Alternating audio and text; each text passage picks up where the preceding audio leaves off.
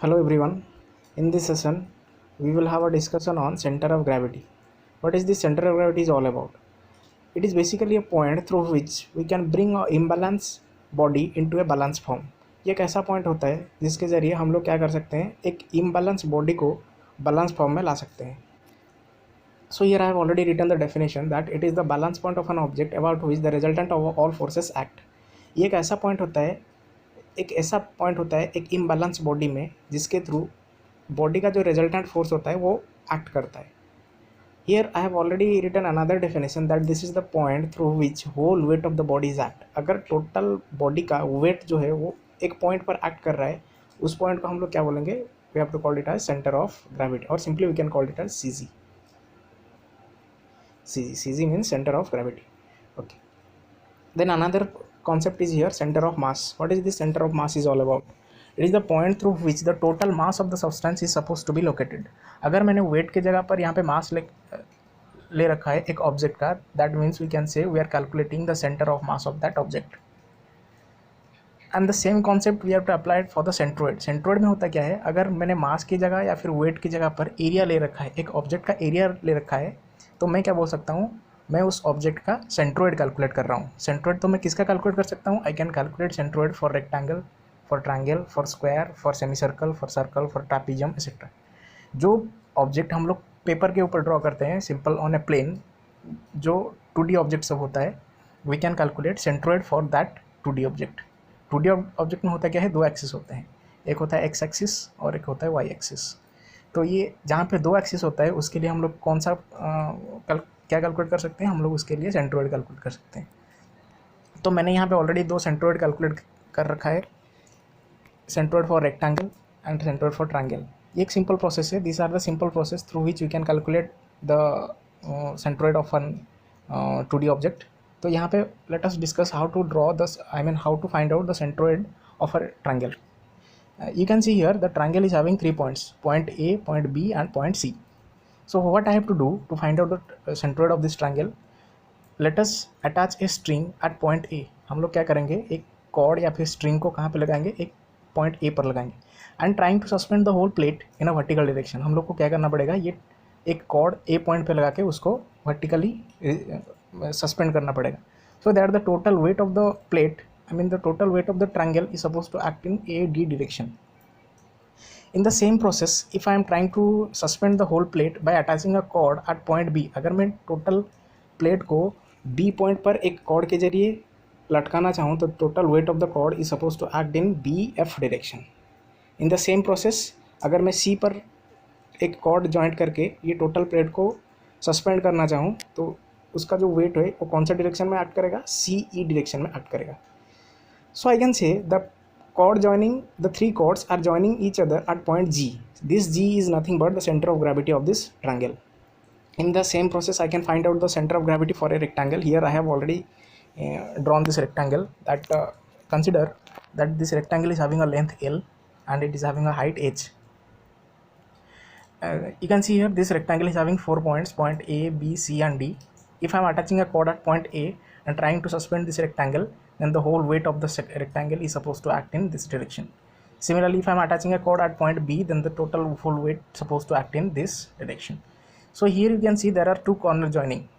They are the two joining of the four corners. So these two chords are cross each other or intersect each other at point G. This G is nothing but the center of gravity of this rectangle.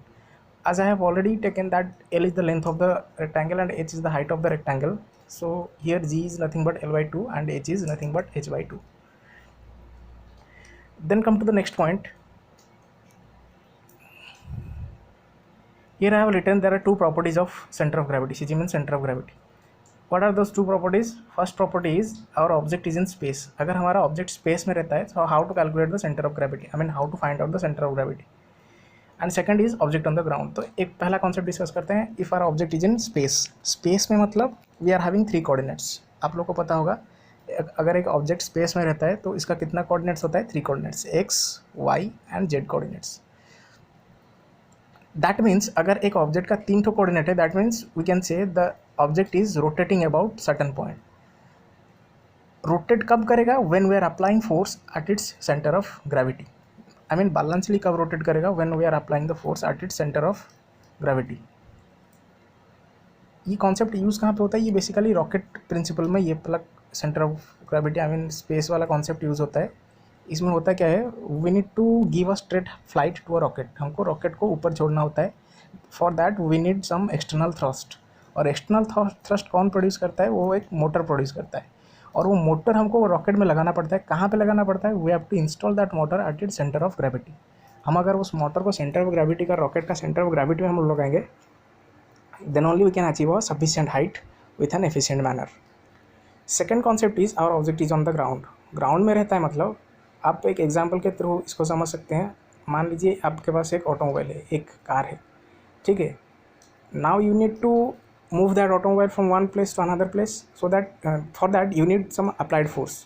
If we are applying that force at its center of gravity, then the automobile or the vehicle will execute a pure translation. Pure translation मतलब एक जगह से दूसरा जगह तक जा सकता है।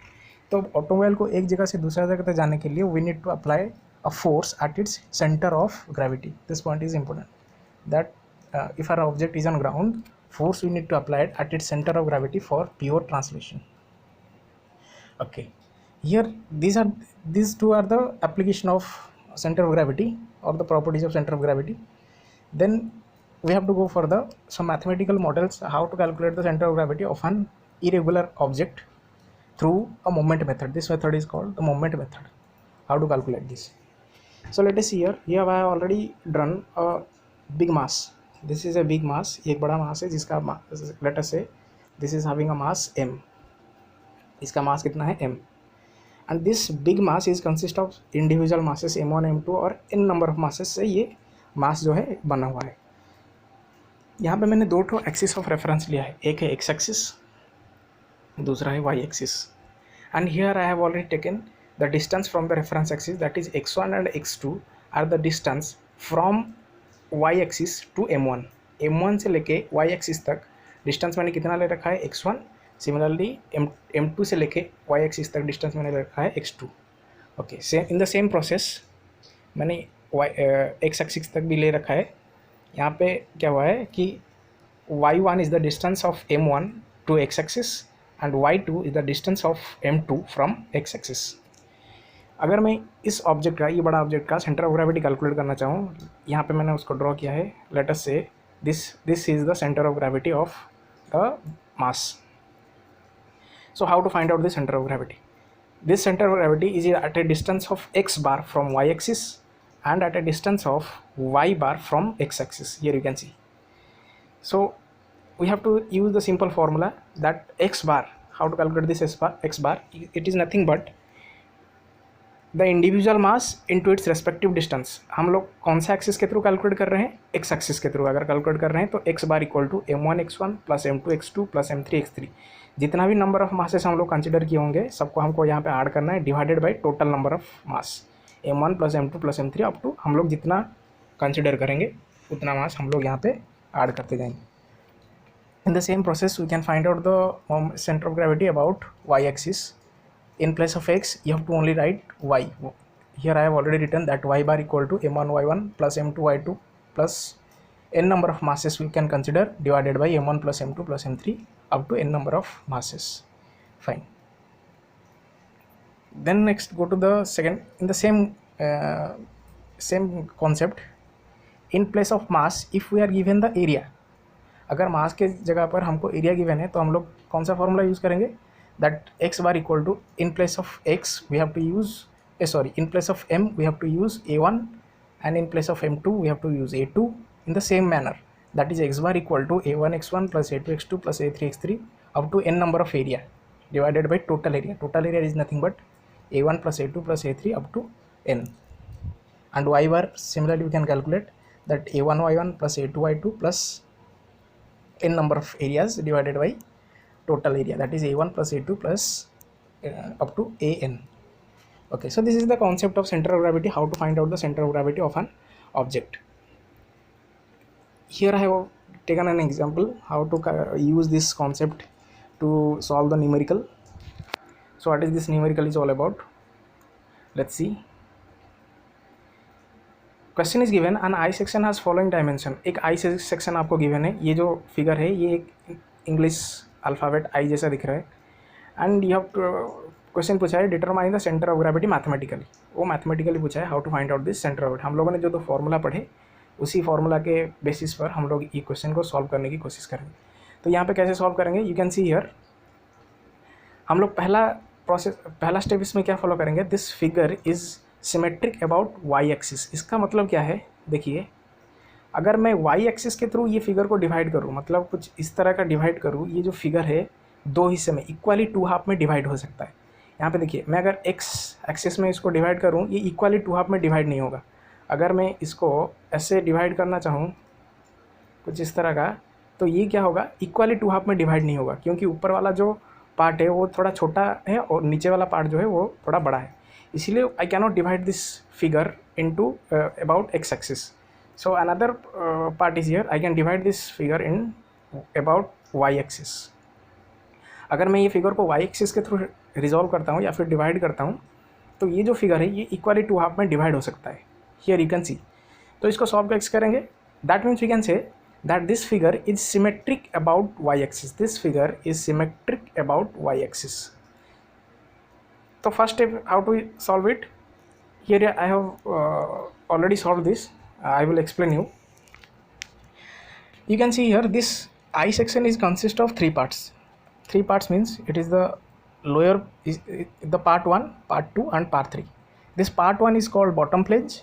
Part 2 is called wave. Wave means the middle one, and the top one, part 3 is called a top flange.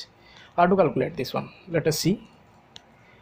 For bottom flange, I can calculate the area of this bottom flange. मैं ये नीचे वाला जो part 1 है इसका area मैं कैसे calculate कर सकता हूँ, आप लोग देख सकते हैं ये एक रेक्टेंगल है, तो रेक्टेंगल का एरिया मैं कैसे कैलकुलेट करूँगा, आई have already given the dimension, that is 300 mm its length and it's width is 50 mm.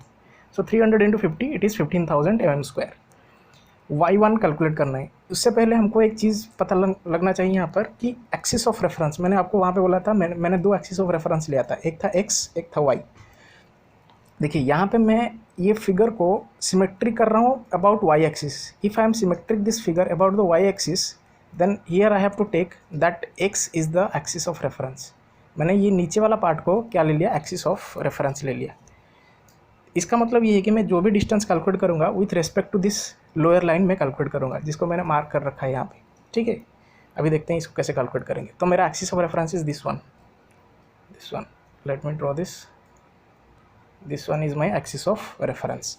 Okay, so how to calculate this y1 मतलब हमको कौन सा पार्ट कंसिडर करना है, पार्ट 1 कंसिडर करना है, मतलब बॉटम प्लेज कंसिडर करना है। मुझे देखना है कि ये जो बॉटम प्लेन है वो वाई एक्सिस में कितना डिस्टेंस ट्रैवल कर रहा है। ये जो बॉटम पार्ट है ये वाई एक्सिस में कितना डिस्टेंस ट्रैवल कर रहा है, ये डिस्टेंस ट्रैवल कर रहा है 50 mm। ये डिस्टेंस ट्रैवल कर रहा है 50 mm। सो ये 50 mm को मुझे रेक्टेंगल पता है, मैंने आपको ऑलरेडी बताया था दैट रेक्टेंगल है, मतलब उसका सेंटर ऑफ ग्रेविटी उसका हाफ में लाइज करेगा, मतलब उसका आधे में, जहाँ पे आधे होगा वहीं पे ही वो सेंटर ऑफ ग्रेविटी एक्ट करेगा। तो 50 का हाफ अगर मैं करूँ तो वो बन गया यहाँ पे 25 mm। Here I have already written. Okay, same in the same process मैं अभी चलता हूँ वेब पर। वेब मतलब द मिडिल वन, ये मिडिल वन, इसका कैसे मैं सेंटर आई मीन एरिया और y2 कैलकुलेट करूँ। एरिया 2 मतलब एरिया ऑफ द सेक्शन 2, ये इधर मैंने लिख रखा है A2 = 300। इसका जो हाइट वाला पार्ट है दैट इज़ 300 mm और जो विड्थ है वो कितना है 100 mm। तो मैंने यहाँ पे मल्टीप्लाई करके उसका एरिया निकाल चुका हूँ। और y2 कैसे निकालूंगा, यहाँ पे आप देख सकते हैं। y2 कैलकुलेट करने के लिए एक चीज़ यहाँ पे आप लोगों को कंसिडर करना पड़ेगा कि हम लोगों ने एक्सिस ऑफ रेफरेंस कौन सा ले रखा है। हम लोगों ने एक्सिस ऑफ रेफरेंस ये नीचे वाला पार्ट ले रखा है, ये वाला। पूरा क्वेश्चन सॉल्व करने के लिए ये वाला ही हमारा एक्सिस ऑफ रेफरेंस रहेगा। तो अभी पार्ट 1 के साथ हम लोग कुछ काम नहीं करेंगे। पार्ट 1 का जितना वाई एक्सिस में जितना हाइट है हम लोग को आज यूजुअल उतना ही रखेंगे, दैट इज़ 50 mm यहाँ पे मैंने रख दिया। और पार्ट 2 का वाई एक्सिस का हाइट को हम लोग हाफ करेंगे। पार्ट 2 में ये वाला पार्ट में वाई एक्सिस में कितना हाइट है 300 mm, तो 300 को मैंने हाफ किया, 300 डिवाइडेड बाई 2, 50 + 300 डिवाइडेड बाई 2, तो वो कितना आ गया 200 mm। ओके, अभी आते हैं पार्ट 3 में। पार्ट 3 में क्या रखा है, द टॉप फ्लैंज, ये ऊपर वाला पार्ट। ऊपर वाला पार्ट का अगर मैं एरिया निकालना चाहूँ तो मैंने यहाँ पे एरिया कैलकुलेट कर चुका हूँ, दैट इज़ 200 × 30 mm। और अगर y3 सिम कैलकुलेट करना चाहूँ तो मेरा एक्सिस ऑफ रेफरेंस कौन सा है, नीचे वाला, ये वाला मेरा एक्सिस ऑफ रेफरेंस है। तो अभी मैं क्या करूँगा, ऐड करता जाऊँगा y एक्सिस में जितना डिस्टेंस इसने ट्रैवल किया है। तो फर्स्ट पार्ट कितना डिस्टेंस ट्रैवल किया 50 mm। हम लोग टॉप फ्लेंज के लिए निकाल रहे हैं, मतलब पार्ट 3 के लिए निकाल रहे हैं, तो इसको आज यूजुअल रखने देंगे, that is 50 mm। Second y axis में कितना ट्रैवल किया है 300 mm, तो 300 mm उसको भी रखने दिया यहाँ पे। और ये जो टॉप फ्लेंज वाला पार्ट है वो कितना डिस्टेंस ट्रैवल किया है वाई एक्सिस में, मतलब कि वर्टिकली 30 mm ट्रैवल किया है, 30 mm उसका जो हाइट है। तो 30 mm को मुझे क्या करना पड़ेगा, हाफ करना पड़ेगा, तो मैंने यहाँ पे हाफ कर दिया, that 30 divided by 2, here you can see. तो ये अगर मैं अगर y3 कैलकुलेट करना चाहूँ तो y3 मेरा आ रहा है 365 mm, here I have already calculated, यहाँ पे आप देख सकते हैं इट इज़ 365 mm। ओके, मेरे पास A1 आ गया, Y1 आ गया, A2 आ गया, Y2 आ गया, और A3 आ गया, Y3 आ गया। अभी देखते हैं सेंटर ऑफ ग्रेविटी। हम लोगों ने इसको सिमेट्री किया है कौन सा एक्सिस के अबाउट, y एक्सिस के about, that means you have to calculate the y bar by using this formula. तो अभी देखते हैं इसको कैसे कैलकुलेट करेंगे। Here I have already put all this value, that is y bar equal to A1 Y1 A2 Y2 plus A3 Y3। अभी हमारे पास 3 ठो पार्ट था, top flange, web and bottom flange, इसीलिए मैंने यहाँ पे 3 ठो आई मीन एरिया और 3 ठो Y1 Y2 Y3 लिया है। तो I have already put all this value and here my answer is y bar equal to 167.94 mm। इसका मतलब क्या है कि हमारा जो एक्सिस ऑफ रेफरेंस है, मतलब कि ये वाला जो एक्सिस है हमारा सेंटर ऑफ ग्रेविटी, ये वाला जो एक्सिस है हमारा एक्सिस ऑफ रेफरेंस, हमारा सेंटर ऑफ ग्रेविटी कहाँ पे लाइज करेगा, ये लाइज करेगा एट ए डिस्टेंस ऑफ 167.94। ये वाला वैल्यू जो आया, ये वाला वैल्यू मतलब इसका मतलब ये है कि हमारा जो सेंटर ऑफ ग्रेविटी है वो एक्सिस ऑफ रेफरेंस से 167.94 डिस्टेंस में जाके लाइज करेगा। देखो देखिए यहाँ पे 50 mm है और ये वाला हो गया यहाँ से लेके 300। अगर मैं टोटल वर्टिकल डिस्टेंस कंसिडर करूँ तो मेरा टोटल वर्टिकल डिस्टेंस कितना है 50, 300, 350 प्लस 30, ये वाला ऊपर वाला पार्ट है 30। तो मेरा कहाँ लाइज करेगा, नीचे से लेके 167.94, नीचे वाला एक्सिस ऑफ रेफरेंस से लेके 167.94, मतलब कहीं ये वेव पार्ट में ही आएगा। ये जो वेव पार्ट है इसी में ही कहीं पे वो डिस्टेंस आएगा, इसी पर ही उसका सेंटर ऑफ ग्रेविटी लाइज करेगा। मतलब ये आई सेक्शन का सेंटर ऑफ ग्रेविटी कहाँ पे लाइज करेगा, at a distance of 167.94 from the axis of reference. Thank you.